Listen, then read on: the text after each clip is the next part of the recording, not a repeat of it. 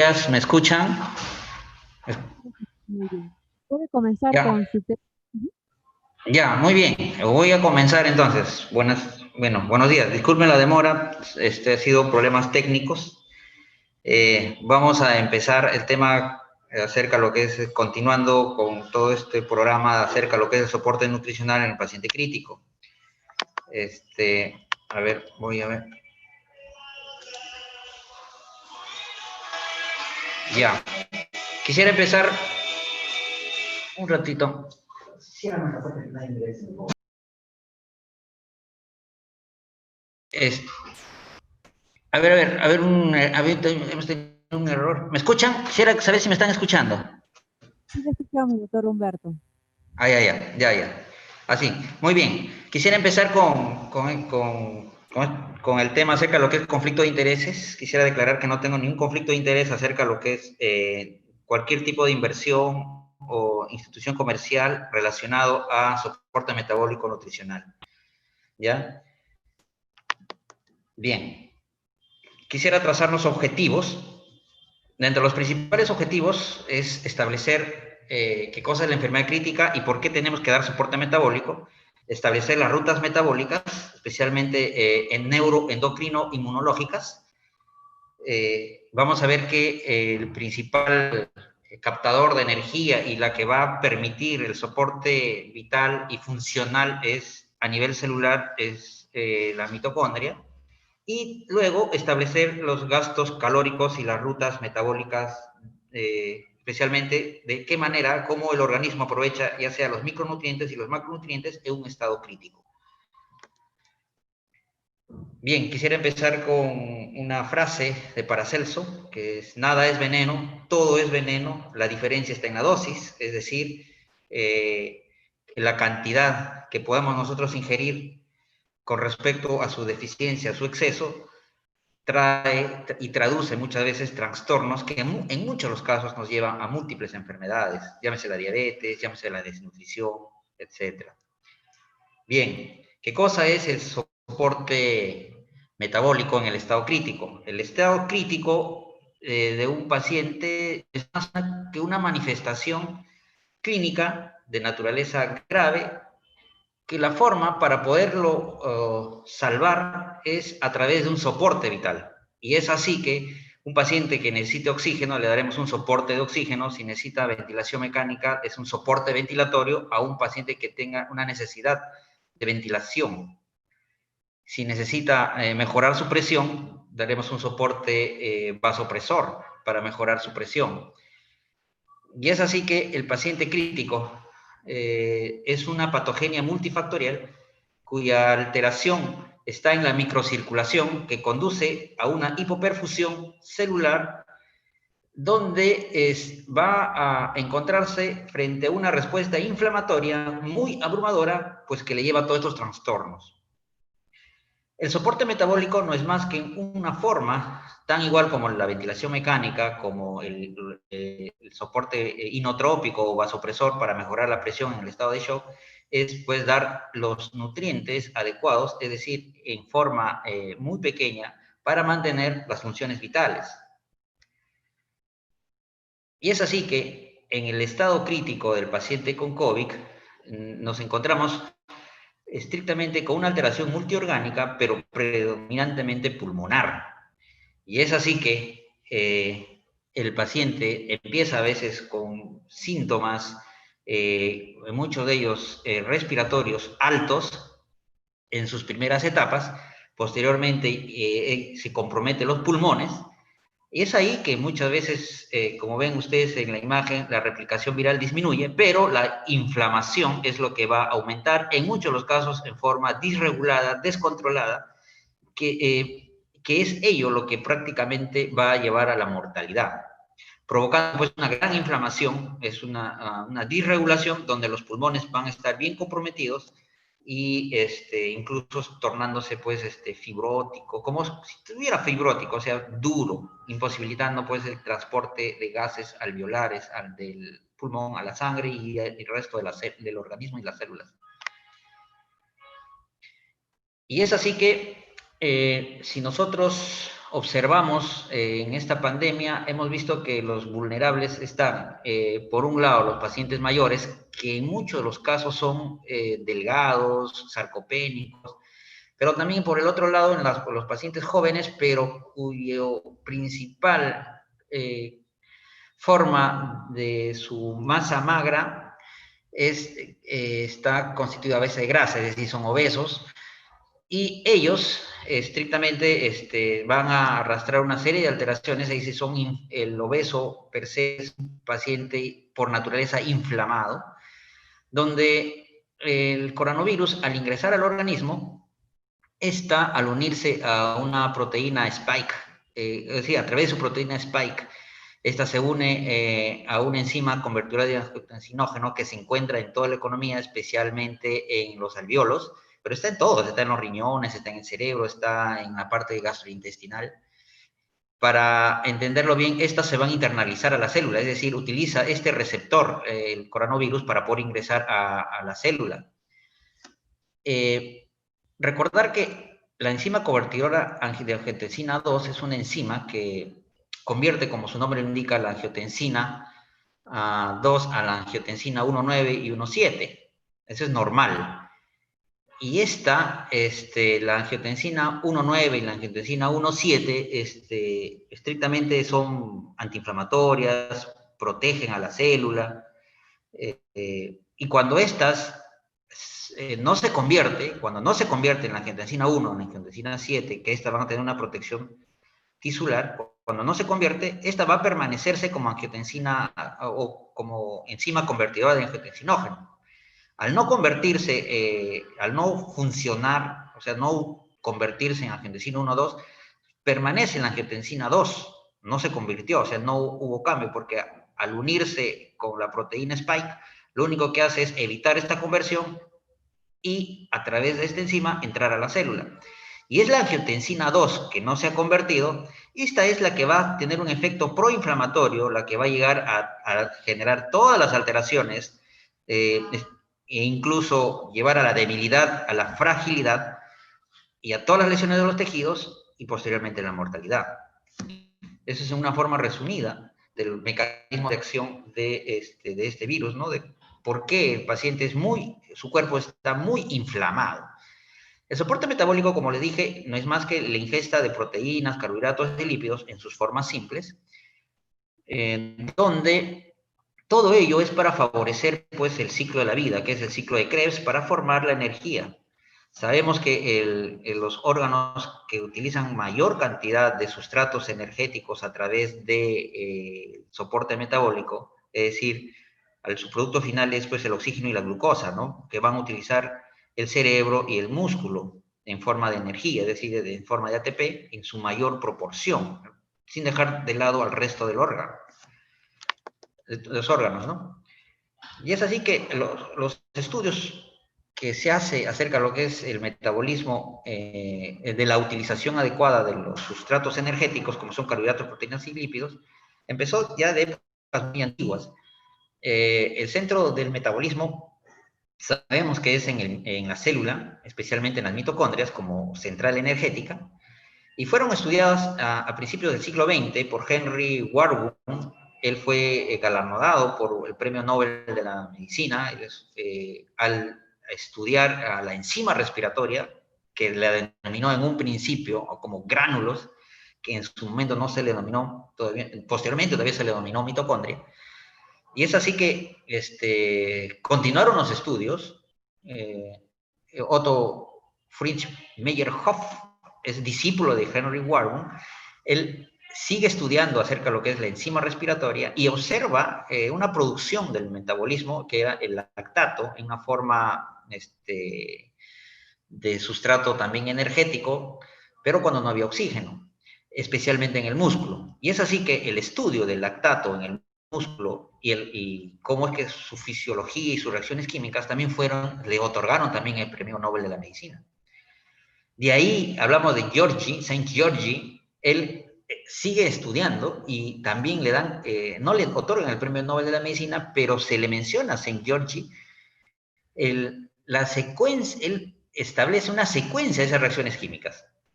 Y esas reacciones químicas, pues, es cíclica, donde Hans Krebs encuentra el último eslabón de toda esta secuencia enzimática, que es el oxalacetato, y la acetilcoenzima A encierra el ciclo y le otorgan el premio Nobel de la Medicina a Hans Krebs. Si es que no hubiera descubierto el oxalacetato o no hubiera mencionado ese último eslabón que encierra el ciclo, no hubiera tomado su nombre, sino hubiera sido el nombre de Georgi, el ciclo de Georgi, más no el ciclo de Krebs.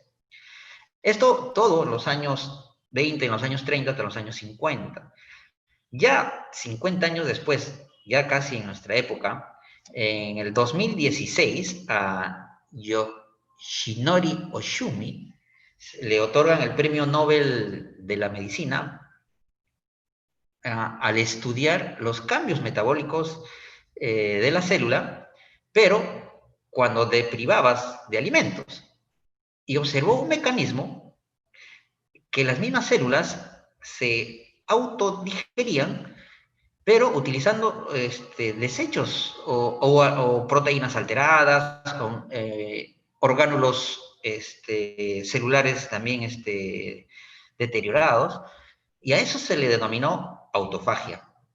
Y es así que Yoshinori Oshumi, al estudiar la autofagia, encuentra una serie de beneficios en el ayuno,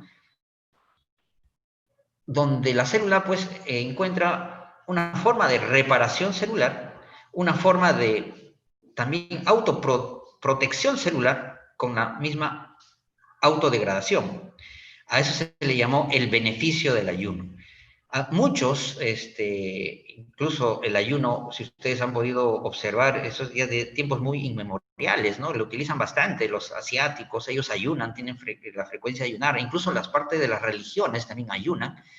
Y hoy en día, pues, a través de los estudios de este japonés, demostró su beneficio y por ello, de acuerdo a verdaderamente cuál era la secuencia del beneficio de la célula de la autofagia, se le otorgó el Premio Nobel de la Medicina, año 2016.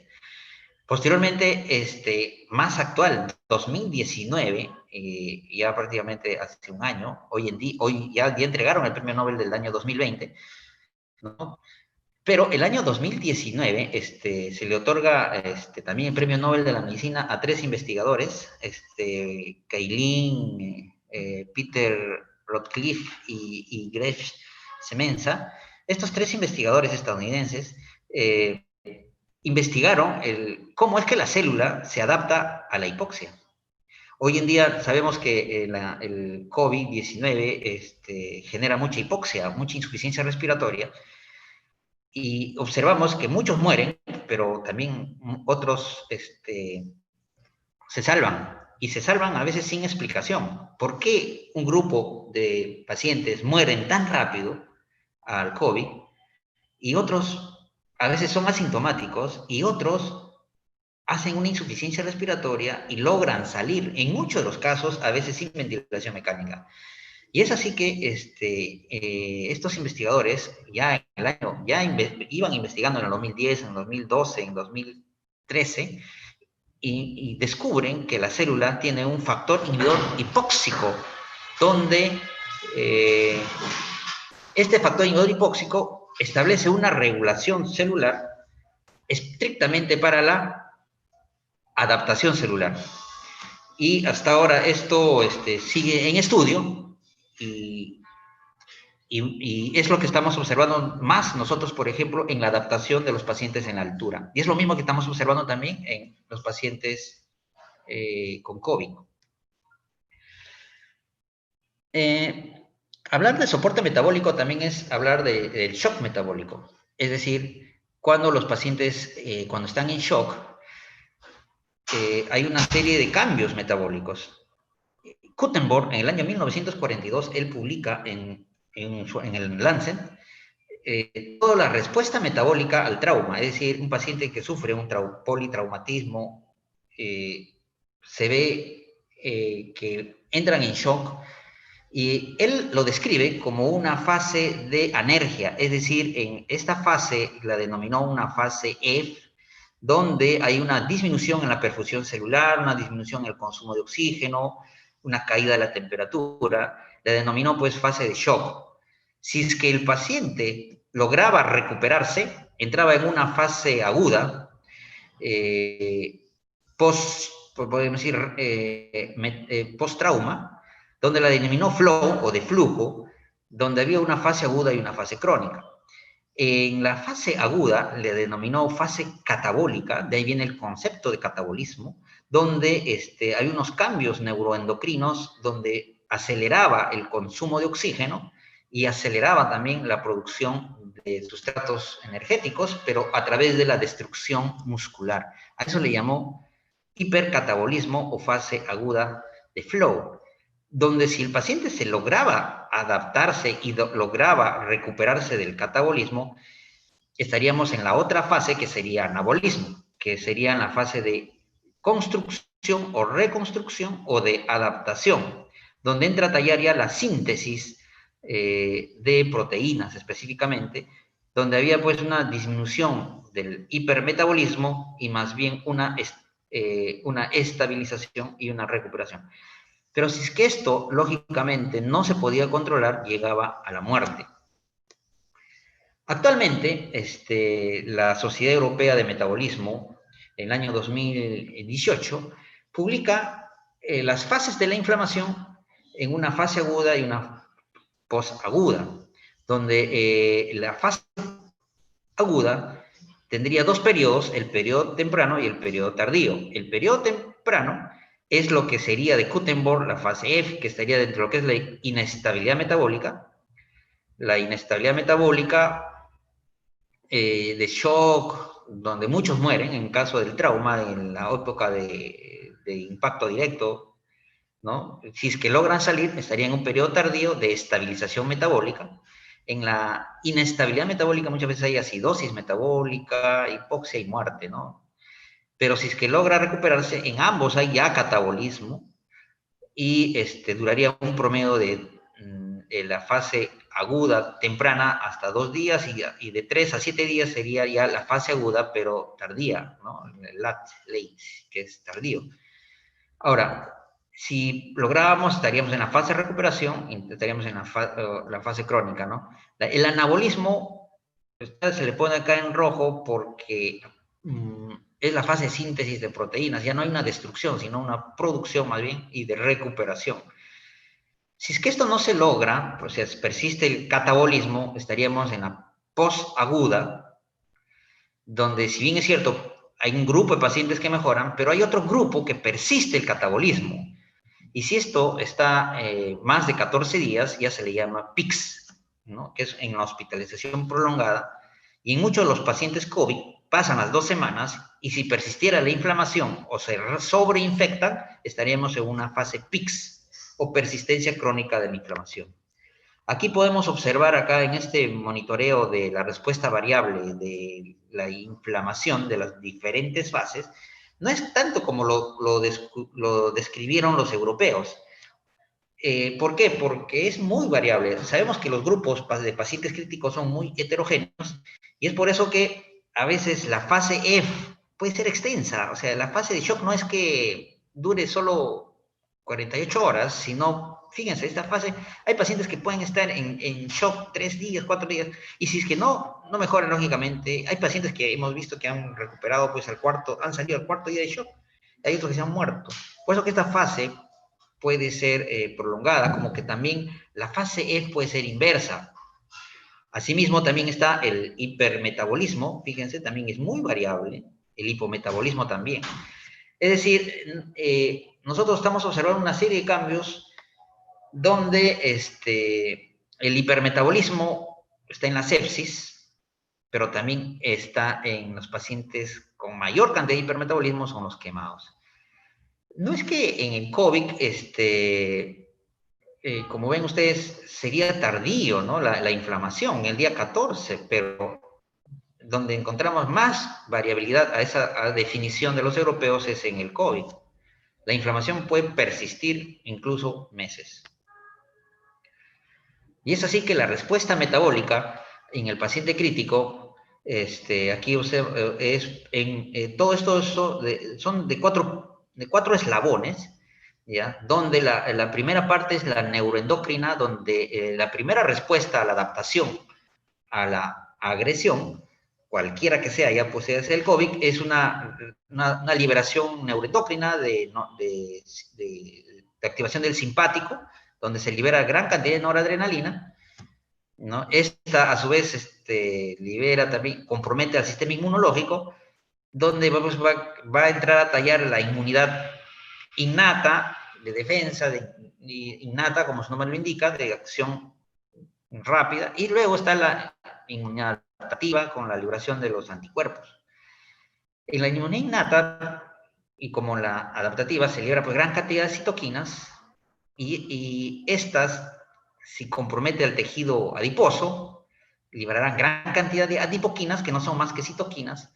También compromete al tema gastrointestinal, donde acá pues también juega el rol también las hormonas gastrointestinales, entre ellas está las incretinas, donde van a ser bloqueadas por la liberación de la activación de las hormonas contrarreguladoras, ¿no? Que es del glucao, especialmente, donde va a generar una gran resistencia anabólica o resistencia a la insulina.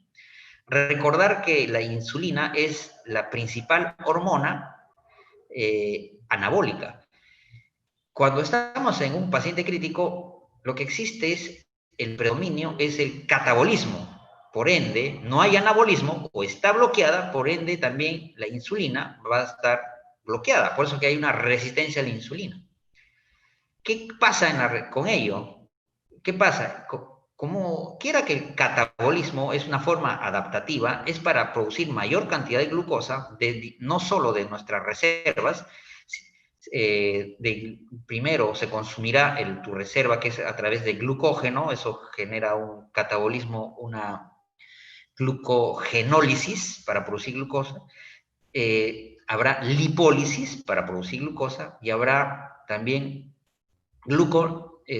neogénesis. La gluconeogénesis no es más que producción de glucosa a través de otras formas de carbohidratos que pueden ser las mismas proteínas o pueden ser las grasas. Por eso que hay proteínas glicogénicas, ¿no? En este caso, las más conocidas es la glutamina y la alanina. Es decir, la glutamina y la alanina provienen del músculo, van al hígado y se forma glucosa, y esta va a ir a la demanda, especialmente el cerebro, corazón y músculos, ¿no? Y también la parte inmunológica, ¿no? La parte inmunológica. A eso nosotros llamamos gluconogénesis. No es más que una situación de destrucción muscular, es decir, para formar más glucosa, en el paciente crítico utiliza la vía catabólica gluconeogénica, ¿no? Prefiere las proteínas musculares que la misma grasa. Y es así que ahí en el paciente crítico hay una destrucción de la masa muscular. Aquí pueden observar todo lo que pasa cuando ingresa el COVID, ¿no? Ingresa a los pulmones, tiene un eje a nivel gastrointestinal y a través a nivel gastrointestinal, si es que hay translocación bacteriana, y a nivel de paso de la sangre va a todos los órganos. Esta inmunidad, la inmunidad innata, primero, al ingresar a la célula, rápidamente los interferones, especialmente alfa y beta, pero acá hay un déficit del interferón gamma. Este déficit hace que no haya un control, especialmente en la inmunidad adquirida, y se genere pues una tormenta de citoquinas. ¿Qué es la tormenta de citoquinas? Eso lo observamos nosotros en cualquier sepsis, ya sea gran negativos, gran positivos. El concepto actual de sepsis no es más que una forma de inmunidad desadaptada. Y es lo que nosotros encontramos también en el COVID. Y es por eso que llamamos tormenta de citoquinas. Y esto provoca pues una inmunotrombosis, donde se va a activar también la cadena de la coagulación y va a formar trombos, y eso va a complicar a los pacientes. Pues por eso que actualmente se indica anticoagular al paciente, pero se ha visto que anticoagularlo plenamente ya no va, sino en muchos casos es una anticoagulación preventiva, salvo que no demuestre los trombos. Y es así que esta actividad del COVID es protrombótica, es una activación de los inflamosomas, especialmente el LNRP3, ¿no? Donde son captadas por los patrones moleculares asociados al daño, como el DAMS y a patógenos como el PAMS. Estas activarán al inflamosoma, estas a su vez convierten la procaspasa 1 a la caspasa 1. Estas, a su vez, la caspasa 1 con el proil beta liberarán las interleuquinas 1 beta, interleuquina beta semejante, activará a la inflamación, la piroptosis, y esta, a través de la gasdemina D, la trombosis, ¿no? Como ven ustedes, la enfermedad trombótica también lo hemos observado en vasculitis, enfermedad en el SAF, en el LES, y son enfermedades pues, como el síndrome antifosfolipídico, ¿no? Entonces, por eso que en un inicio, al observar ello, daban incluso pulsos de corticoides o el tolicizumab como un bloqueador de la interleuquina 6, ¿no? Por la semejanza a las enfermedades inmunotrombóticas, inmunológicas, ¿no? Hoy en día sabemos que ya no es necesario, puesto que es una enfermedad inflamatoria, donde la principal causante es pues, la activación de los inflamosomas, ¿no? Ahora, la respuesta metabólica, como bien ustedes saben, el páncreas libera la insulina y también el glucagón. El glucagón es el que prolifera porque está en una fase inflamatoria. La insulina está resistente. Está el cortisol, las catecolaminas liberadas de la adrenalina. Estas, especialmente el glucagón, activa el catabolismo e inactiva la síntesis de proteínas en el músculo, sino más bien la destrucción muscular. Se van a liberar estos aminoácidos, especialmente la glutamina y la alanina, se forma la gluconeogénesis, y en el hígado liberará pues la glucosa a través de ellos. Lo mismo con el tejido adiposo.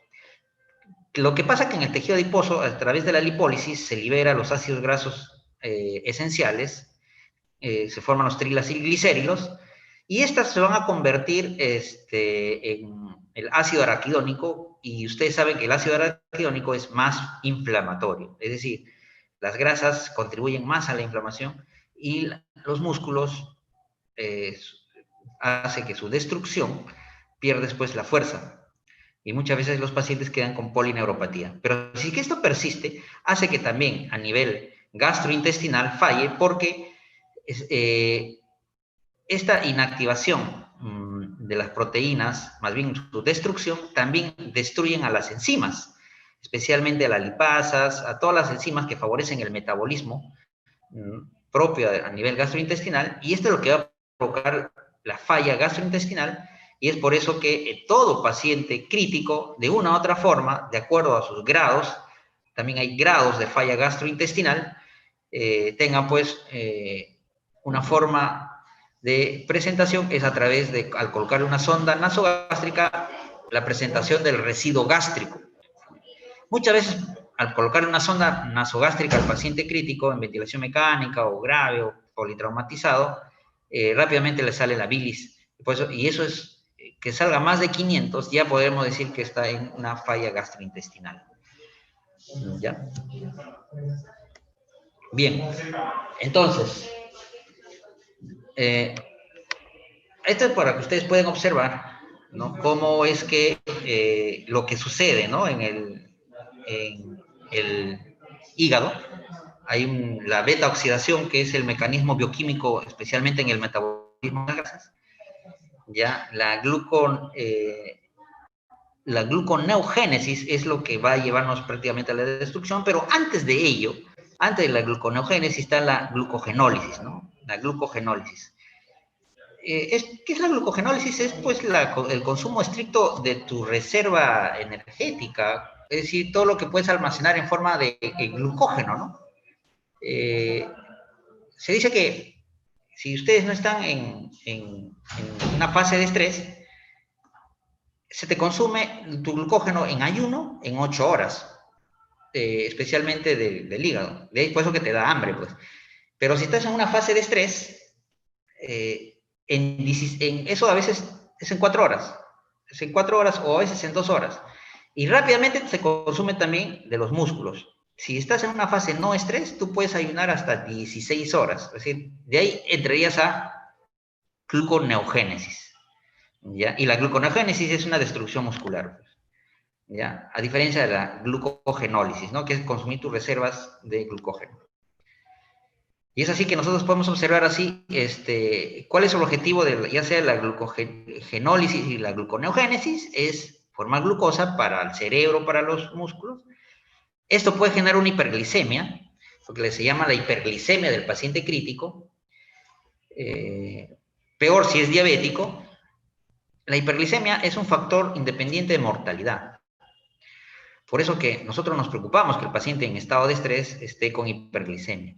Por eso que en estado crítico no está prohibido dar sustancias exógenas de glucosa, llámese la dextrosa, o especialmente, fíjense que el cuerpo produce, es decir, genera una producción endógena de glucosa del 50 al 75%. Y es por eso que nosotros, si un paciente está en agudo, está en 48 horas o 24 horas, si vamos a suplementar, darle energía de lo que sea necesario, sería solo un 25%, un 50 o un 25% de sus requerimientos nada más deberíamos dar como soporte metabólico en la primera semana. Esa es la explicación, ¿no? Por la resistencia a la insulina y por la hiperglicemia. No debemos dar muchas calorías. Lo que observamos es esta gran destrucción muscular, ¿no? El catabolismo que hay. Y es por eso que el paciente quedan bien delgados, no tanto de grasa, sino de deficiencia de masa muscular. La masa muscular en el paciente crítico, especialmente en el músculo, encontramos una crisis catabólica, que eso te lleva a una destrucción muscular. Y la forma de observar que el paciente está con una destrucción muscular es midiendo el nitrógeno ureico. Cuando el nitrógeno ureico incrementa, eso nos determina el gran catabolismo que tiene en la parte muscular. Como podemos observar nosotros aquí en este estudio, donde observaron alrededor de 150 pacientes, observaron que en el día 7, más o menos en el día 7, encontraron pues la destrucción muscular, incluso hasta 1 gramo por kilo de pérdida de masa muscular por día. Imagínense, ¿cuánto puede perder un paciente en una semana de masa muscular? Podemos ver hasta 10 kilos en una sola semana. Pero esa pérdida de peso no es por la grasa, ¿no? Es por músculo. Eso es lo que nos preocupa. Y esto nos lleva a una debilidad que nos vamos a ver en la próxima charla, cómo es que esa debilidad, incluso hay pacientes de acuerdo a su comorbilidad, hay otros comórbidos o ancianos, a veces la recuperación de la fuerza demora hasta 5 años. Y otros, dependiendo también su naturaleza, edad, sexo o comorbilidad, si es diabético o no, la recuperación de la pérdida de masa muscular a veces es muy difícil y a eso lo denominamos sarcopenia. Bien, como ven ustedes, cómo la disfunción mitocondrial se observa en el músculo y cómo es que la masa muscular disminuye, ¿no? Acá en estas imágenes de tomografía se observa a nivel del psoas cómo es que disminuye, ¿no? Esto a los 14 días, ¿no? Aquí nosotros podemos observar los cambios a nivel celular, especialmente en el ciclo de Krebs, donde a sus dos lados está la autofagia y por el otro lado está el microbioma. Hay que entender, el microbioma es la convivencia de los microorganismos y nosotros sabemos que la cantidad de microorganismos que están dentro de nuestro organismo, especialmente en el aparato gastrointestinal, son 10 veces más a la cantidad de células que nosotros tenemos. Más o menos unos 300 trillones de gérmenes, especialmente bacterias, conviven con nosotros. Muchos son simbióticas, es decir, su presencia nos favorece en el metabolismo, especialmente de micronutrientes, ¿ya? Pero estas también pueden alterar a nuestra homeostasis, ¿no? Y fíjense, la autofagia también es necesaria para la reparación de las células, pero si es que la autofagia no es controlada, esto te lleva a la apoptosis y a la muerte. Aquí observamos las mitocondrias como verdadera central energética, no solo de producción de ATP, sino también de anticuerpos, de la parte energética inmunológica también. Donde falla, cuando falla la mitocondria, disfunción mitocondrial, es cuando especialmente falta oxígeno, falta nutrientes, especialmente glucosa, y la alteración se va a dar estrictamente en la fosforilación oxidativa, es decir, después del ciclo de Krebs. Ustedes saben que el ciclo de Krebs se da en la matriz mitocondrial y la fosforilación oxidativa no son que son 5 eslabones, como si fuera un motor, donde acá hay un intercambio a través del transporte de electrones en las bombas de hidrógeno. Estas utilizan el oxígeno, forman agua y liberan el ATP. Para el ciclo de Krebs necesitamos la presencia de la acetilcoenzima A. Y para la acetilcoenzima A se forme, esa es la formación de la acetilcoenzima A va específicamente del piruvato a acetilcoenzima A. Entonces, específicamente todos los nutrientes, ya sea ácidos grasos, ya sean las mismas proteínas, todas deben de convertirse en acetilcoenzima A, previamente en piruvato. Y cuando hay una hiperglicemia de estrés, por ejemplo, la acetilcoenzima A se satura. Y al saturarse, el ciclo de Krebs no funciona. Y al no funcionar, no liberas los agentes reductores, específicamente el NAD y el FAT. Al no formar estos reductores, entonces ya no hay reducción, sino va a haber más bien oxidación. Van a empezar a liberarse las especies reactivas de oxígeno, ¿no? Especialmente o llamadas radicales libres de oxígeno, que estas son específicamente las que van a alterar toda la membrana celular, especialmente la membrana, van a dañar a la membrana celular, especialmente a los fosfolípidos, ¿ya? Y provocan, pues, posteriormente la apoptosis o aceleran la apoptosis y la muerte celular, los radicales libres de oxígeno. Y a eso le llamamos nosotros estrés oxidativo. El estrés oxidativo también es adaptativo. Hay una serie de células que, especialmente los macrófagos, que van a liberar especies reactivas de oxígeno, las peroxidasas, peróxido, liberan especies reactivas de oxígeno para eliminar a las mismas bacterias. Pero si esto se exacerba, ya no van a eliminar las bacterias, sino es como si nos estaríamos autoeliminando. ¿Ya? Entonces, este estrés oxidativo, ¿ya?, se va a denominar, pues, ¿no?, dentro de lo que es, va a tener a veces formas donde van a cambiar su vía metabólica, ya no va a ser aeróbico, ¿no? Se forma anaeróbico, de la glucosa pasa a piruvato, ya no vas a formar acetilcoenzima A, sino vas a formar lactato, ¿no? A eso nosotros llamamos, pues, el ciclo de Cori. Para mantenerte vivo, el lactato, esto regresa y se forma también glucosa. Para eso forma, o sea, es como que la célula empieza a fallar, especialmente una disfunción mitocondrial, y es para una forma adaptativa, es decir, para seguir sobreviviendo. Hemos observado que en otros casos, especialmente en ciertos tumores, en el cáncer, existe disfunción mitocondrial, pero esto ya es en presencia de oxígeno, por eso se llama glucol, ya no sería anaeróbico, sino aeróbico.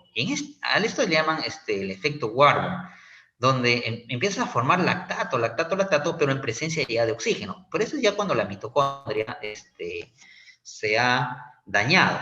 Pero este daño que muchas veces lo observamos, este daño, hace que la célula, la misma mitocondria, empiece a repararse, o sea, entra una suerte de beneficio para que las mitocondrias se reparen. Y eso es gracias al IF, ¿no? Entonces, gracias al IF. Eso es lo que nosotros les estaba explicando, el efecto Warburg. Este es el IF, ¿no? Ese es del Premio Nobel de la Medicina 2019, el que les mencioné. Este factor inducido de oxígeno hipóxico hace que a la célula, con un efecto anaplerótico, empiece a degradar y empiece a adaptarse. Es decir, entra como una suerte de sobrevivencia, ¿no? Es como una adaptación a la hipoxia. Si es que esto no se logra, lógicamente el paciente muere, ¿no?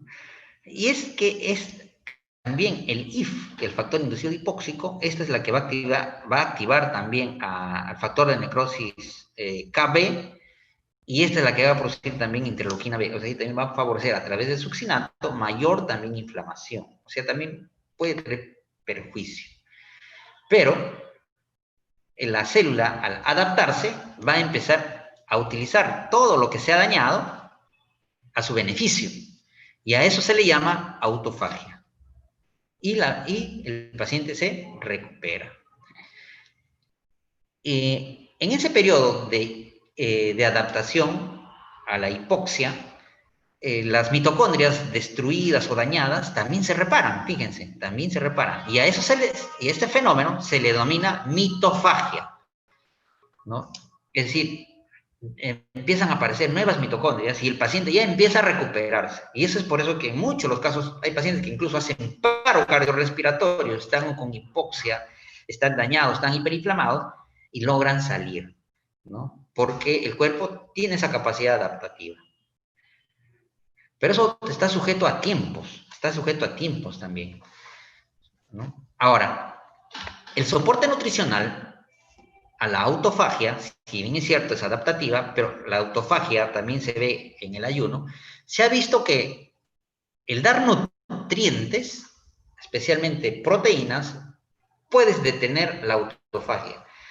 Claro, la detección de la autofagia entra en una controversia. ¿Por qué? Según el japonés que ganó el Premio Nobel de la Medicina, mencionaba que la autofagia era beneficiosa, reparadora, y es por eso que muchos, de acuerdo a este concepto, utilizan lo que es la nutrición permisiva, pero otros estaría beneficiando el ayuno. Es decir, si nosotros estamos frente a un estrés, tendríamos que provocarle autofagia para que haya una reparación celular. Pero también está la controversia. Pero si esto persiste, lleva a la muerte.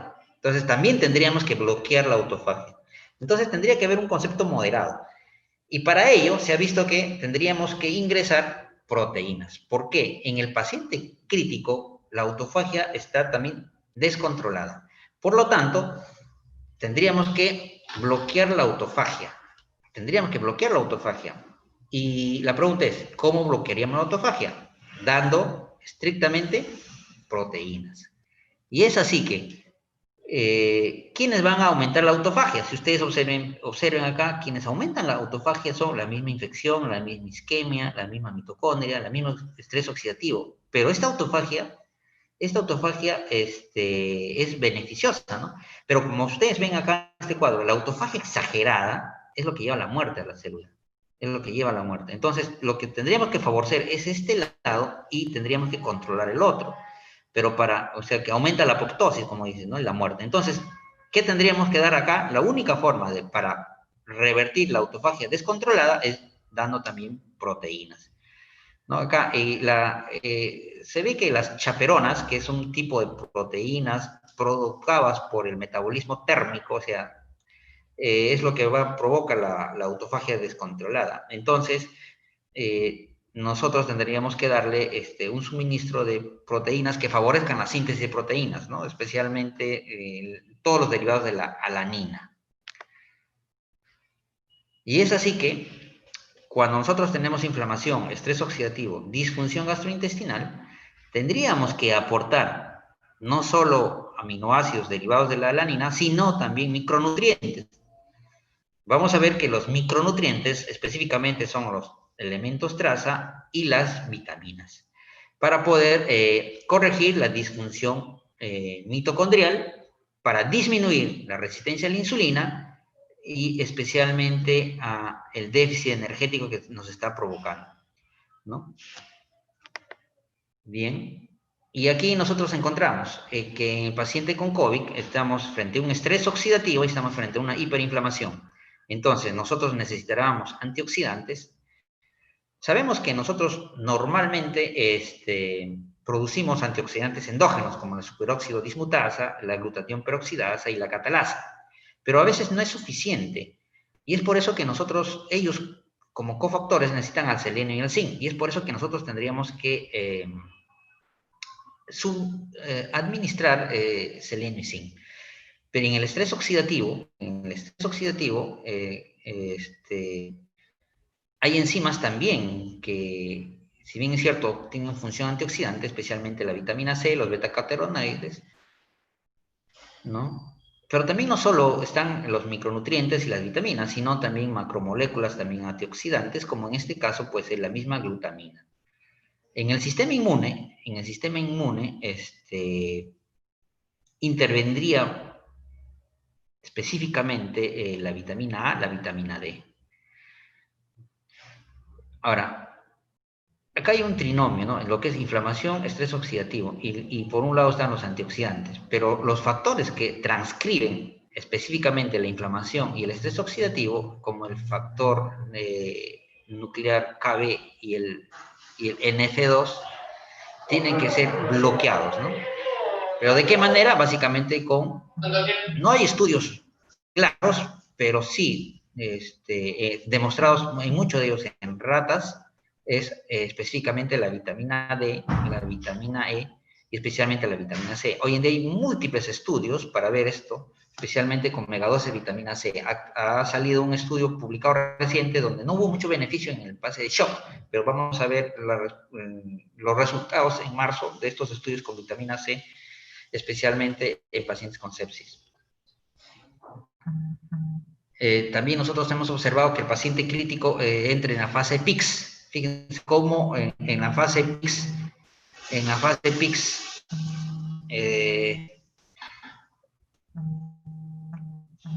entra en una fase hiperinflamatoria, ¿no? Está en una fase hiperinflamatoria y cae pues todo la parte inmunitaria, ¿no? Prácticamente está inmunosuprimido. No está inmunosuprimido. ¿No? ¿Cómo podemos encontrarlo? ¿No? Hipoalbuminémico, el índice de creatinina ya está por debajo del 80%, hay una pérdida de peso, especialmente muscular, está con un índice de masa corporal menos de 18, ¿no? Y bueno, eso está frente a la persistencia del estado catabólico. La falla gastrointestinal es una dismotilidad donde nosotros vamos a observar a través del residuo gástrico incrementado. Las incretinas especialmente están bloquean las incretinas especialmente a la liberación de la insulina. La grelina y la gastrina también está bloqueada, es decir, el paciente está inapetente, ¿no? Muy bien, la barrera gastrointestinal ya está también inflamada. Las uniones estrechas, especialmente de las claudinas y la ocludina, se desnaturalizan con la inflamación y esto hace que exista translocación bacteriana. También existe la disbiosis intestinal. La disbiosis no es más que las bacterias que conviven con nosotros, esos 300 trillones, de lo que eran simbióticas, forman a un biopatógeno. Y las que normalmente nosotros las que convivimos, como las bacterias, como las proteobacterias, los lactobacilos, las que compiten, específicamente van a proliferar en el estado crítico las proteobacterias. Y entre ellas está la pseudomonas y el acinetobacter, que son pues biopatógenas. Estas son las que causan las infecciones nosocomiales.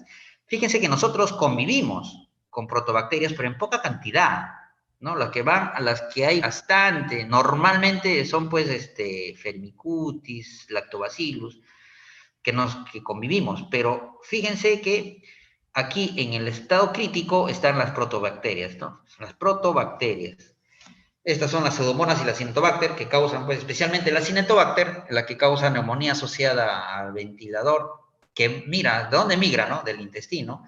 Y cuando ya está en el paciente, en la parte pulmonar, la contaminación es rápida, exógena también, de un paciente a otro, y se genera una gran epidemia, especialmente la cinetobacter. Y el problema de la cinetobacter es la resistencia a los antibióticos, ¿no? Especialmente a los carbapenems. El microbioma, al cambiar, esta disbiosis, pues también genera resistencia a la insulina, más inflamación, más disfunción mitocondrial, más estrés oxidativo, más resistencia a la insulina, más sarcopenia y más fragilidad. Es por eso que, ¿cómo frenamos esta disbiosis? Especialmente por la microbiota del intestino delgado, es dando nutrición, soporte nutricional. Y es por eso que, ¿para qué, frente a esto, para qué vamos a dar nutrición? Uno, preservar la masa magra, vamos a evitar la destrucción muscular, vamos a corregir las alteraciones, especialmente de la respuesta metabólica, vamos a evitar la lesión oxidativa y vamos a modular la respuesta inmune. Pero, ¿de qué manera? Lógicamente, tenemos que hacer un tamizaje, el equipo multidisciplinario interviene acá, no solo está el médico, están los nutricionistas, el químico farmacéutico, si es que el paciente necesita nutrición parenteral, ¿no? Estableciendo el riesgo nutricional, estableciendo los criterios para evaluación nutricional, especialmente ya sean criterios fenotípicos y etiológicos, ¿no? ¿Por qué criterios fenotípicos? Porque vienen pacientes ya desnutridos con la reducción de la masa magra o con reducción de masa magra, pero con masa grasa, es como los obesos. Y los criterios etiológicos son estrictamente si hay o no hay inflamación, ¿ya? Y es así que la resistencia anabólica es nuestro principal ataque. Y es así que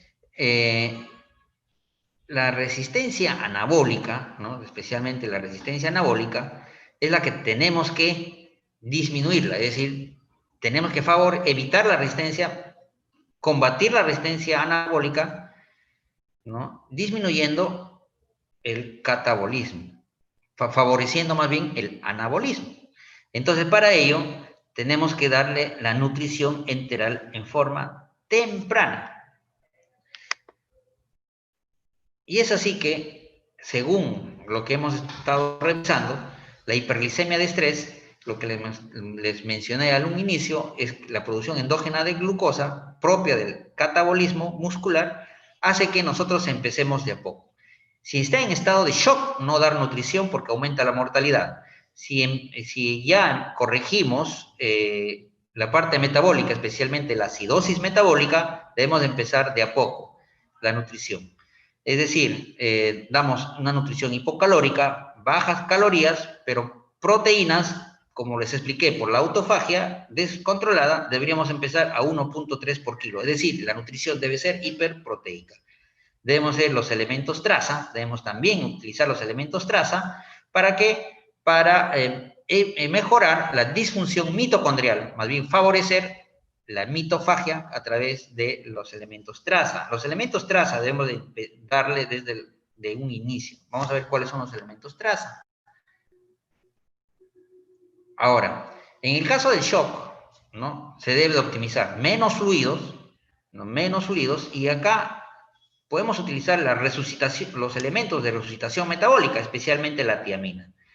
Hay estudios del ácido ascórbico, todavía no están del todo claros.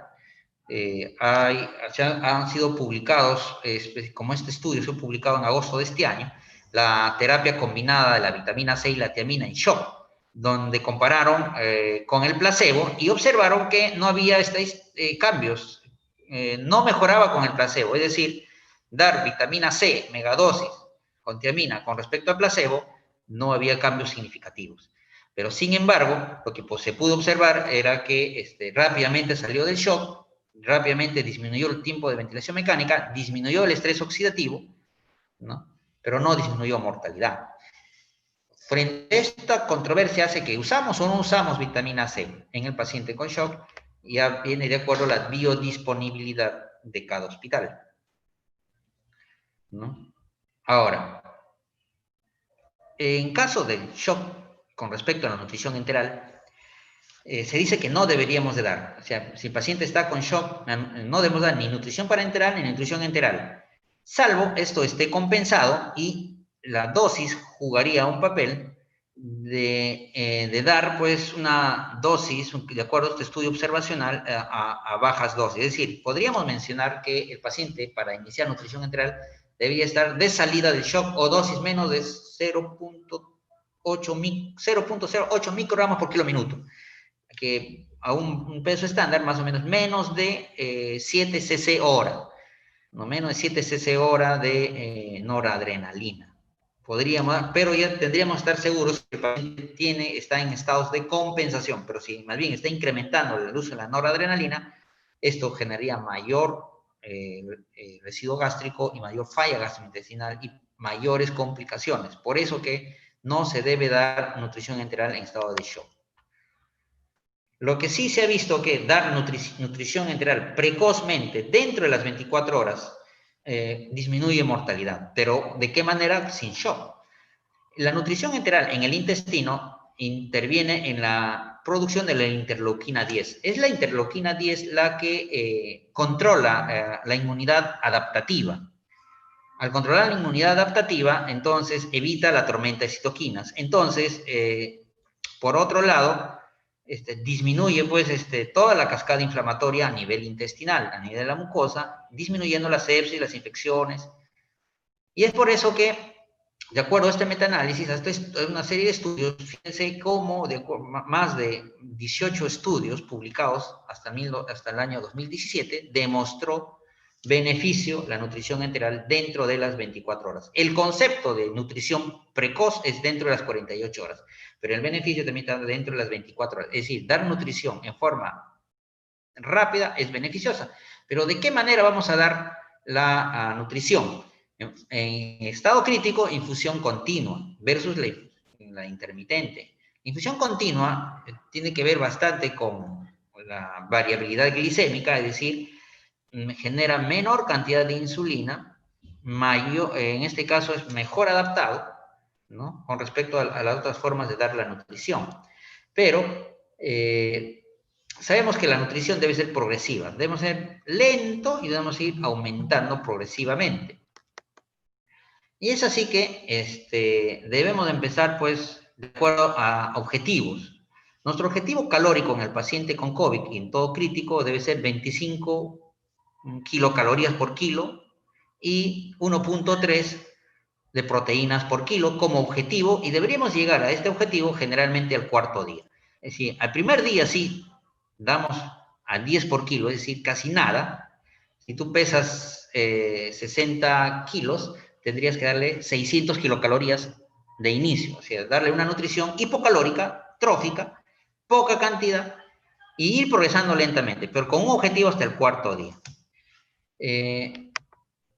A eso podemos dar pues proteínas. Las proteínas, como les hemos mencionado, es muy beneficiosa para evitar la autofagia descontrolada y más bien preservar la destrucción muscular. Se ha visto que esto disminuye mortalidad. Pero al llegar a un objetivo por encima del 60% de lo que te has trazado, es decir, tú te trazas 1.3 por kilo de proteína que debes de dar al paciente, 1.3 por kilo, es decir, si tú pesas 60 kilos, debes darle 60 por 1.3, más o menos llega a 70 gramos de proteínas.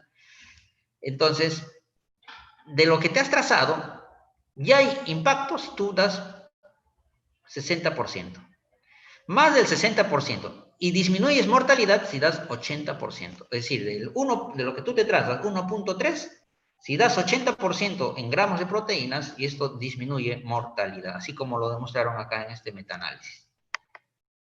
Ahora, como ven acá, el dar nutrición enteral, hipocalórica versus estándar. Se vio que en este metaanálisis que dar la nutrición enteral hipocalórica, es decir, poca cantidad, también demostró, no demostró disminución de mortalidad, pero disminuyó infecciones y estancia hospitalaria. Entonces, en este metaanálisis, sí funciona la nutrición hipocalórica. Acá hay un estudio publicado en el New England donde la nutrición le dio una nutrición permisiva versus la nutrición estándar. Fíjense, la nutrición permisiva es dar pues pocas calorías, es decir, 10 a 15 kilocalorías máximo. Fíjense, en este estudio le dio 14 días.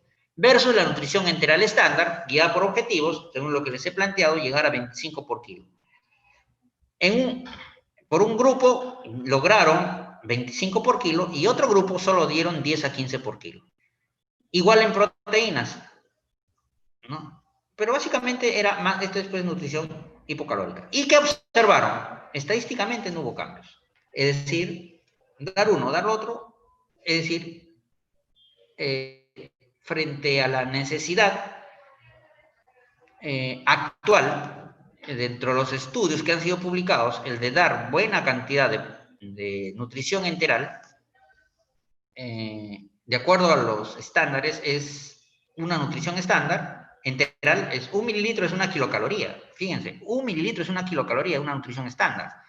Es decir, si tú necesitas, por decir, 25 kilocalorías en un paciente con 70 kilos, 70 kilos por 25, estamos en más o menos 1500 kilocalorías, ¿correcto? Acá estarían 1500 kilocalorías, acá solo 600 kilocalorías, acá 1500 versus 600. Entonces, si la nutrición estándar es 1 mililitro por kilo, o sea, 1 mililitro es 1 kilocaloría, acá tenemos 1500 mililitros de agua. Acá solo 600 mililitros de agua. O sea, dar nutrición estándar es dar buena cantidad de agua.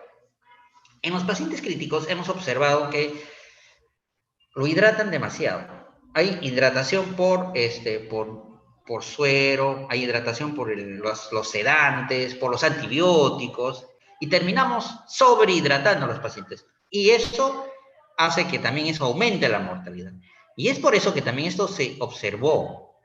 Y actualmente sabemos que la fluidoterapia agresiva más la sobrehidratación aumenta la mortalidad. Y entonces, el beneficio, como hemos encontrado en este caso, es el dar menos volumen. Y al dar menos volumen, va a favor del paciente. Aquí es otro estudio donde también lo mismo, no hay mayores cambios. Dar poco o la nutrición estándar sobre la nutrición estándar guiada por objetivos sobre la nutrición trófica, ¿no? Y es así que la nutrición trófica también tiene una serie de metaanálisis que también trajo beneficios, pero estos estudios sistemáticos randomizados es en una semana, ¿no? Que trajo beneficio, pero en una semana. Y es así que la nutrición trófica en una semana con injuria gastrointestinal también se le denomina protectiva. Y es por eso que es igual que en el ARS, ¿no? Que dar volúmenes ideales bajos es beneficioso. Ahora, aquí está lo que les demostré, o sea, dar la nutrición guiada por volumen, lógicamente a mayor nutrición, más volumen, y eso puede traer perjuicio. Por eso que actualmente ya estamos controlando mejor la nutrición enteral, estamos dando menos calorías, menos volumen, y es por eso que fíjense acá hay un impacto, ¿no? Dentro del fluido intravenoso con la nutrición enteral. Aquí está el balance nitrogenado, que es muy beneficioso para determinar el catabolismo muscular. Ya, eso debemos de calcularlo, nuestro objetivo siempre, ¿no? Llegar acá en la fase aguda temprana acá, ¿no? Ya son hasta el cuarto día, ¿no? Generalmente llegar a un 1.5 de proteínas, ¿no? Generalmente es nuestro objetivo, ¿no? Y si es que el paciente está quemado, así llegar a 2 gramos por kilo. Aquí está también como quiera, que es una parte de una curva de Mohs inversa, ¿no? Donde las proteínas, sí, pues basta que lleguemos al 60% o dar más del 110%, son perjudiciales, ¿no? Siempre en la parte central, ¿no? Especialmente con proteínas y calorías de acuerdo al gasto metabólico. Aquí está una forma, esto es acá en la Comunidad Europea nos da esta recomendación, ¿no? donde debemos en las fases agudas de inicio escalonar la nutrición en forma 25, 50, 75%. En la fase UCI, es decir, más o menos ya están en el cuarto, más del quinto día, toda la fase UCI debemos de hacer una nutrición hipocalórica, es decir, lo que ustedes esperan, por decir, por ejemplo, la guía por objetivos, que es el 70%, que es guiada por objetivos es 25 por kilo, de eso solo debemos dar el 70%, solo el 70%. Si tendríamos calorimetría indirecta sería el 100%, pero como no lo tenemos, utilizamos las fórmulas predictivas y es de lo que calcula solo el 70% en todo el periodo de la UCI. Y este es en post-UCI o fase intermedia, ya puedes incrementar a mayor porcentaje. Y vamos a ver que para esto se necesita actividad muscular. Aquí está la provisión de las proteínas. Nuevamente esto ya lo hemos explicado. Y es así que, por ejemplo, en un corte en septiembre, en una UCI del hospital 2 de mayo, se observó que más que cosa eran más herbaros 69% varones y 31% eran mujeres. Fíjense la cantidad de pacientes. Eutróficos solo el 21%. Todos eran casi de sobrepeso, obesidad 1 y obesidad 2. Obesidad 3, que es decir, mórbido, hemos tenido solo 4%, pero casi todos siempre eran sobrepeso, obesidad 1 y obesidad 2. Estos pacientes, si calculamos los requerimientos, es diferente. No es lo mismo hablar de los requerimientos de un paciente normal que un obeso. Un obeso, cuando tiene un índice de masa corporal por encima de 30, en calorías debe ser menor, de 11 a 14. Si tiene índice de masa corporal mayor, en este caso, a 50, por ejemplo, debemos dar pues entre 25 y 50 kilocalorías, ¿no? Pero fíjense en las proteínas, es lo que más me interesa observar. Si tienen un índice de masa corporal más de 30, tienes que darle proteínas 2 gramos por kilo. 2 gramos por kilo. Y si estás por encima de 40, es 2.5 gramos por kilo. Ya hemos mencionado que la nutrición hipocalórica debe ser solo el 70% del requerimiento, ¿no? Eso de acuerdo a las guías europeas, ¿no? Y hemos mencionado que la nutrición estándar es 1 mililitro, es 1 kilocalorías. Es decir, 1 litro tendría 1000 kilocalorías. Pero 1 litro varía de 36 a 40 gramos de proteínas.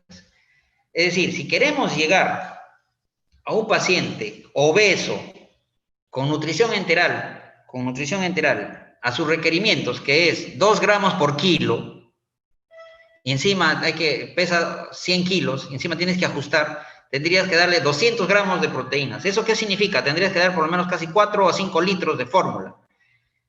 4 litros, eso significa que lo vas a sobrehidratar también, si llega a su requerimiento. Entonces, no estaríamos en contra de ello, ¿no? Entonces, ¿qué tendríamos que dar? Dar una nutrición, y encima dicen, es nutrición hipocalórica. Entonces, tendremos que dar módulos proteicos.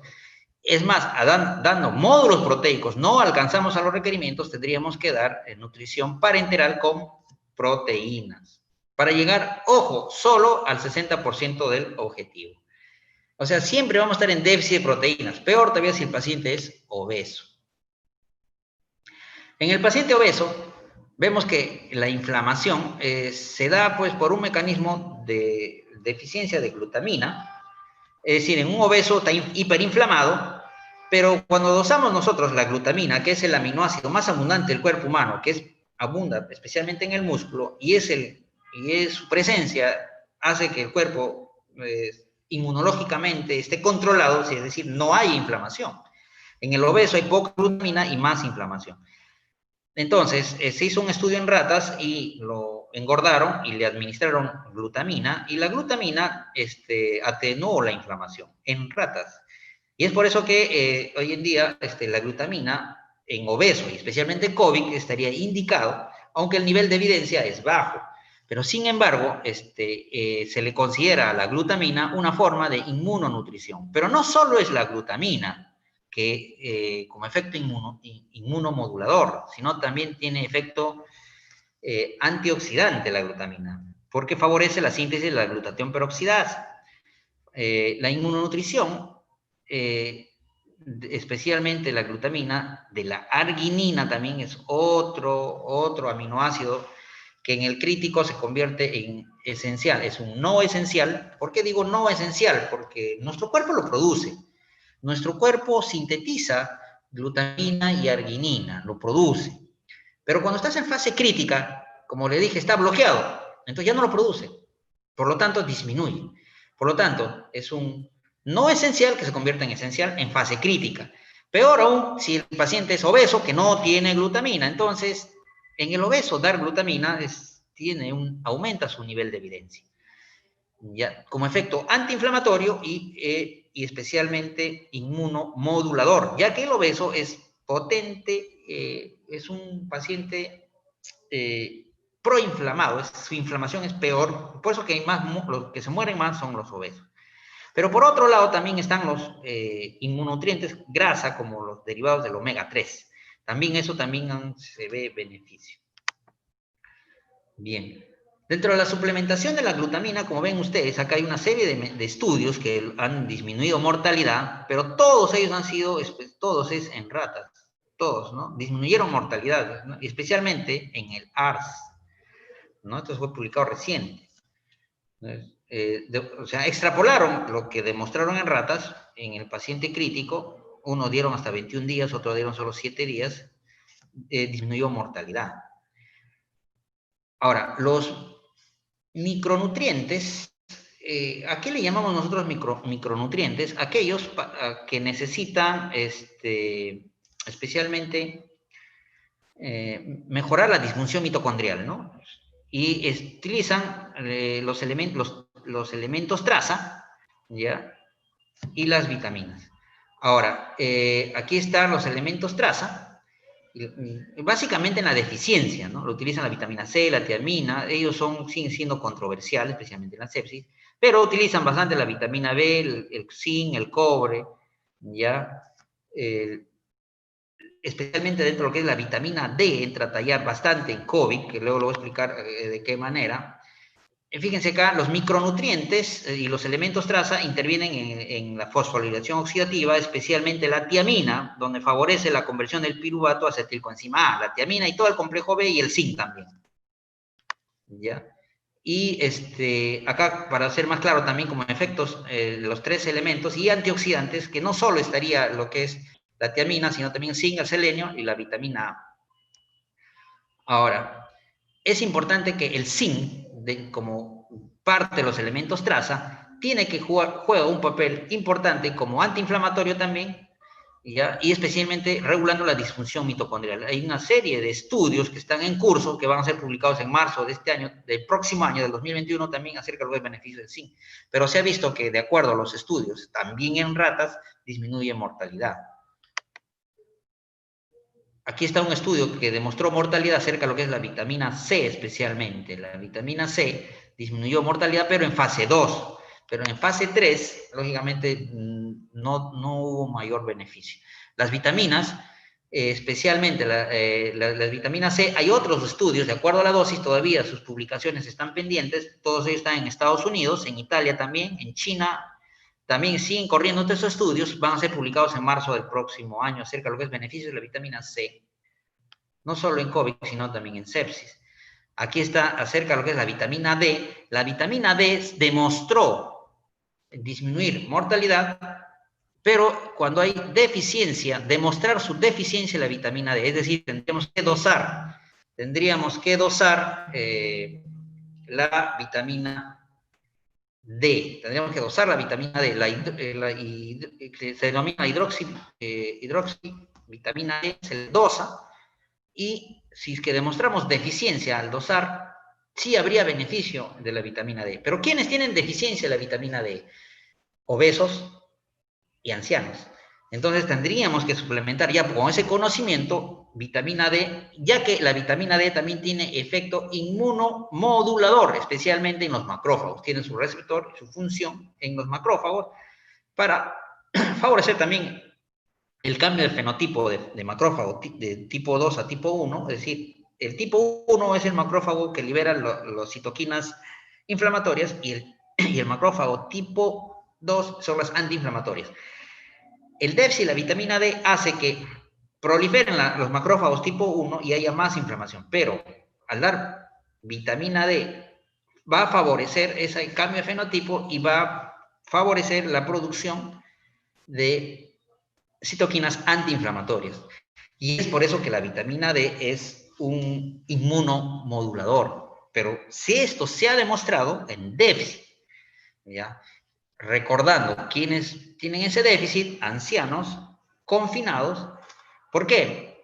¿Y quienes no tienen déficit? Los que se exponen al sol. O sea, basta que tú estés 15 minutos en sol, ya tu organismo empieza a producir vitamina D. Pero en los ancianos, a veces que por su piel, por su propio metabolismo, hacen que en muchos de los casos estén con déficit de vitamina D. Y los obesos, ni qué decir, ¿no? Ellos sí, en su mayoría, están con déficit de vitamina D. Aquí está, este es los farmaconutrientes, este es un esquema de estos farmaconutrientes donde en fases iniciales de COVID, por ejemplo, suficiente con vegetales, frutas, vitaminas, cereales, especialmente donde hay bastante zinc, como en el caso de las almendras, ya, es beneficiosa, pero en casos cuando no hay síntomas, ya podríamos incrementar dosis de vitamina C a 1 o 3 gramos, zinc a 80 miligramos por día, pero cuando entras ya a fase hospitalaria, ya tendríamos que dosar la vitamina D, es decir, la 25 hidroxi vitamina D, y si encontramos ese déficit de menos de 7 unidades, entonces tendríamos que suplementar la vitamina D una dosis de 100.000 unidades vía oral. También dar vitamina C de 3 a 10 gramos y también dar glutamina de 0.3 a 0.5 gramos. Esto es lo que es un esquema, no tiene mucha evidencia, pero sí está planteada, ¿ya? Y si en caso nos falta proteínas, incluso dar NPT, nutrición parenteral con aminoácidos, especialmente en el obeso. Este es un fluxograma donde está la tolerancia a la nutrición enteral. Muchas veces todos los pacientes están en prona. Por el hecho que esté en prona, no debemos dejar de dar nutrición enteral, debemos de dar nutrición enteral, medir el residuo gástrico no en forma rutinaria, ¿ya? Pero sí a veces en forma no aspirando, sino dejándolo a gravedad, y esto hace que si es que hay un residuo mayor de 200, podríamos tener una suerte de intolerancia, deberíamos dar en bombas de infusión. Si sobre esto no tolera, ahí sí recién tendríamos que dar nutrición parenteral. Estas son todas las fórmulas que hay en el mercado. Están las fórmulas poliméricas, las fórmulas especializadas. Las fórmulas especializadas no se sugieren en el paciente crítico, ya suficiente con fórmulas poliméricas estándares. Estos son los módulos proteicos conocidos. Ya, la glutamina puede ser endovenosa, perdón, la glutamina puede ser endovenosa como también puede ser por vía oral. ¿Ya? Nosotros en el hospital damos glutamina endovenosa en pacientes obesos, justamente en pacientes obesos. Muy bien. Así como también hay complicaciones, y estas complicaciones se le llama de nutritrauma, ya sea en paciente desnutrido, el hecho de dar nutrición en forma agresiva puede generar un síndrome de realimentación, que es un trastorno hidroelectrolítico, que te cae el fósforo y puedes generar arritmias y muerte, ¿no? Como actualmente la fluidoterapia excesiva también aumenta la mortalidad, los trastornos hidroelectrolíticos, la misma hiperglicemia o hipertrigliceridemia, al dar nutrición parenteral, estar cuidando ese lado, vigilando las calorías. Si es que hay falla renal, tenemos que ya no dar nutrición hiperproteica, sino normoproteica. Todo esto debe ser bien controlado. Si no controlamos, estamos provocando daño, es decir, nutritrauma. Muy bien, estos son los efectos, la inflamación, la resistencia a la insulina, el catabolismo, siempre utilizando el gasto energético para evitar la intolerancia gastrointestinal, controlar el estrés oxidativo, favorecer la autofagia o controlarla en estado crítico para una mejor rehabilitación y así recuperar a nuestros pacientes. Gracias, esto es con respecto al tema de soporte metabólico. Creo que el tiempo me ha ganado. ¿Continúo?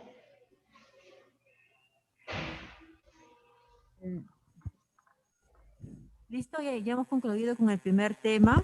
Entonces, si no hubiesen algunas consultas, les recordamos a los participantes que pueden ustedes hacer sus preguntas en el botón de preguntas y respuestas o en el botón del chat. Recuerden que aquí tenemos una consulta. Bien.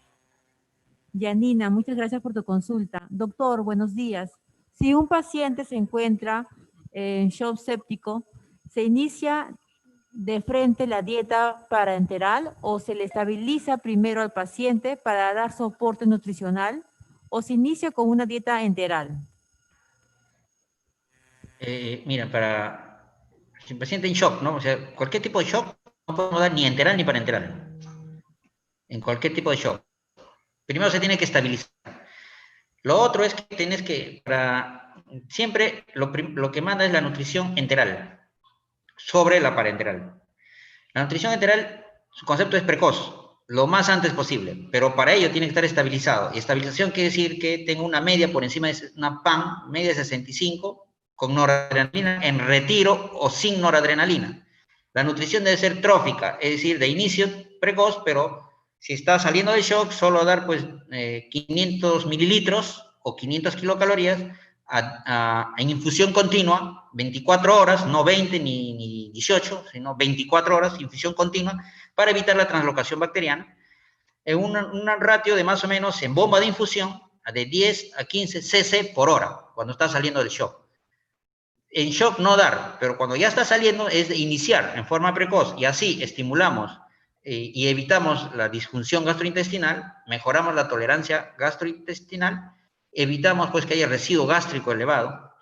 ¿Y cómo nosotros notamos que hay falla gastrointestinal con el residuo gástrico? Es decir, la sonda, si rápidamente sale residuo bilioso, eso nos va a imposibilitar dar la nutrición enteral de inicio, pero tenemos que darle pues gastrocinéticos, metoclopramida y hacer todo lo posible que toleren la nutrición enteral lo más precoz posible y a pequeñas dosis. El hecho de empezar de 1 litro o 1,5 litros hace que el paciente, como está en estado crítico, ya las hormonas están alteradas, especialmente las enzimas, y eso te va a provocar más residuo gástrico. Es por eso que debemos de empezar de a poco. Y otra cosa, la nutrición parenteral solo se va a iniciar con déficit si hay de proteínas o en su defecto cuando ya hay una falla gastrointestinal demostrada, como un paciente con fístulas, paciente con intestino corto, multioperado, es decir, la falla gastrointestinal ya determinada pues por una lesión directa al intestino. Generalmente ahí va la nutrición parenteral. La nutrición parenteral, o sea, la nutrición puede ser mixta, puede ser enteral y parenteral a la vez. Si es que no alcanzamos los requerimientos o no progresamos la nutrición enteral, como el paciente se está desnutriendo, tendríamos que dar ya una nutrición parenteral complementaria. Excelente, doctor. Tenemos otra consulta. Liliana Álvarez. Está el NPT y la tricameral ambos parenteral. ¿Cuál es la mejor para iniciar en el paciente crítico? No lo entendí. Acerca de lo que es la nutrición parenteral, de fórmulas, ya nosotros tenemos dos tipos de nutrición parenteral, lo que nosotros llamamos las magistrales, es decir, las que preparamos de acuerdo a sus requerimientos, y están las otras que son ya no, estándares, que son producidas ya de la industria, ¿no? Estas son pues con cámaras, ¿no? Son bicameral o tricameral, es decir, eso hay que mezclarlo nosotros mismos, es decir, aplastando la bolsa y hacemos una mezcla y lo pasamos de frente al paciente. Lógicamente, toda forma de nutrición parenteral tiene que, ya sea en forma estándar o ya sea magistral, previamente pues hay que evaluar su fósforo, tiene que tener un adecuado fósforo, si está en ayuno hay que darle incluso con tiamina porque fácilmente puede ser síndrome de realimentación. Si es que ello no es, todo está controlado, lo podemos administrar. Siempre sus requerimientos de a poco, ¿no? Siempre de a poco. Ese es el problema de repente con las tricamerales, bicamerales, donde esas fórmulas a veces te traen 1 litro, a veces te traen 2 litros, son estándares. El beneficio de ellos son para pacientes ya de uso frecuente, de usos que ya están ya más estabilizados, ¿no? En caso de ellos. La nutrición parenteral, de preferencia en el crítico, si es que vamos a empezar como parenteral, deben ser magistrales. ¿Por qué magistrales? Es decir, producidas por una central de mezcla del mismo hospital, preferentemente, ¿no? O por los químicos farmacéuticos producidos por ellos, pues. Y tiene que ser una situación de preparación de acuerdo a sus requerimientos, de acuerdo a su peso, actualizado. Gracias, Liliana, por tu consulta. Vamos a la siguiente consulta. Natalie Micheli. Doctor, buen día. Una consulta. En pacientes con ascitis y en otro con dengue, ¿es recomendable la nutrición parenteral? No le copié bien. ¿Es paciente con ascitis? Sí, con ascitis y en otro con dengue. ¿Es recomendable la nutrición parenteral? No, pacientes con ascitis y el otro con qué, no sé si. Con dengue. Dengue. Dengue. Sí, Dengue. dengue. Sí. Ya. Mire, el paciente con ascitis, pero tendríamos que ver el contexto, ¿no? El contexto. El paciente cirrótico, ¿no? O es un paciente simplemente hipoalbuminémico. Un paciente hipoalbuminémico puede ser un paciente hipoalbuminémico en anasarca, de un contexto no necesariamente que sea cirrótico, ¿no? Y hay que poder observar, para nutrición parenteral, vuelvo a insistir, es un paciente que no tolera o haya habido falla a la parte enteral, o sea, gastrointestinal. De todas maneras, siempre la nutrición enteral va de la mano. Ahora, la nutrición parenteral, siempre y cuando pues hayamos tenido una falla a la nutrición enteral, especialmente si este paciente tiene por decir, una enfermedad inflamatoria perdedora de proteínas, como se podía observar en pacientes con enfermedad inflamatoria intestinal o pacientes que están hipoaluminémicos con albúmina a veces menos de 2, albúmina menos de 1, a veces los hidratan y se llena de líquidos, así están ascíticos. En estos pacientes, a veces, y si es que está indemne la nutrición, la vía enteral, suficiente con nutrición enteral con módulos proteicos, no sería necesario nutrición parenteral. Pero si en ello hemos fracasado, sí tendríamos que darle nutrición parenteral, ya que está hipoaluminémico, no tolera la vía gastrointestinal, entonces tendríamos que dar nutrición parenteral. En el caso del dengue, el dengue es una enfermedad viral donde prolifera también pues una enfermedad, lo que nosotros llamamos la parte de falla hepática, ellos hacen también falla hepática, el dengue hemorrágico, donde estrictamente hay plaquetopenia. Si es que hay plaquetopenia, tendremos que estabilizar al paciente primero, y si es que ya está hipolinémico, y si es que hay hemorragia digestiva, el paciente está sujeto a una desnutrición aguda, sí tendríamos que darle nutrición parenteral. Pero hay una particularidad.